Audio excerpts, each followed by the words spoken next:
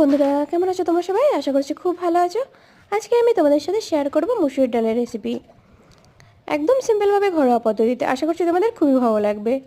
তো সেই জন্য আমি প্রথমে কিছু ডাল ধুয়ে পরিষ্কার করে পরিমাণ মতো জল দিয়ে দিলাম, আর দিয়ে দিলাম একটা টমেটো, আধা টমেটো কুচি, দিয়ে দিলাম পরিমাণ মতো নুন আর হলুদের গুঁড়ো।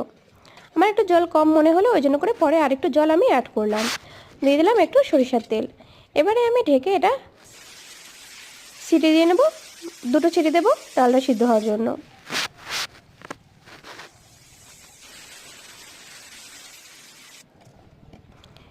এবারে আমি নামিয়ে কড়াই বসিয়ে দিলাম, দিয়ে দিলাম এতে তেল একটু, আর দিয়ে দিলাম দুটো শুকনো লঙ্কা আর পেঁয়াজ কুচি।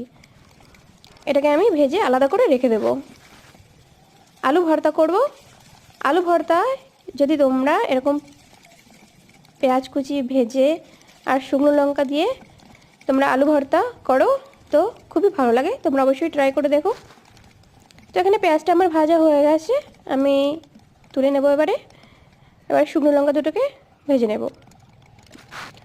শুকনো লঙ্কা ভাজা হয়ে গেছে, তুলে নিলাম। এবারে আমি দিয়ে দেবো একটু তেল, দিয়ে দিলাম গোটা জিরে আর দুটো শুকনো লঙ্কা আর একটা তেজপাতা। এবারে ডালটা দিয়ে দেবো। দেখো ডালটা কত সুন্দর হয়েছে, খেতে খুব টেস্টি। আশা করছি তোমরা ট্রাই করবে।